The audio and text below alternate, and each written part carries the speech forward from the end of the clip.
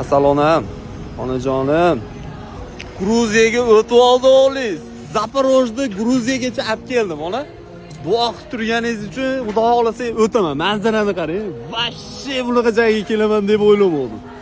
Hammaga rahmat akalar, O'zbekistondagi hammaga, Qozog'istondagi gaylardan tortib, shopullar, furachi, qizig'i hammalarga katta rahmat.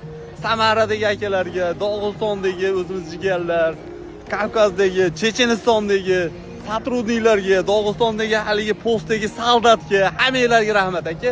Ishonmaysizlar, bor hozir ichimdan nima o'tayotgan. Gruziyani tamojdiyda juda ham qiyin o'tadi deyildi. Aka 20 minutda o'tib ketdi, ishonasizmi? Shunday ko'rib, даже ularni o'zi ham bizga podpiska bo'lib berdi. Qaysimda rostdan borishasanmi deb.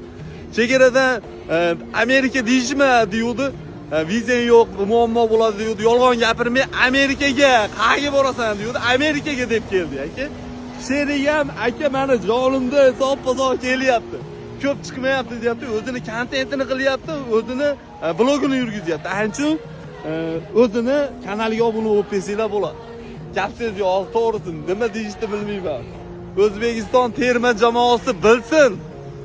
Fanatlari, o'zbek fanatlari qanaqaligini. Xudo xolasa vizamiz yo'q, hali ham vizamiz yo'q. Lekin inshaalloh Alloh qodir qilsa, Alloh xohlasa viza birinchi o'chirtda emas, Amerikada jahon chempionatida O'zbekistonni qo'llab-quvvatlab, tribunadan baqiramiz O'zbekiston deb.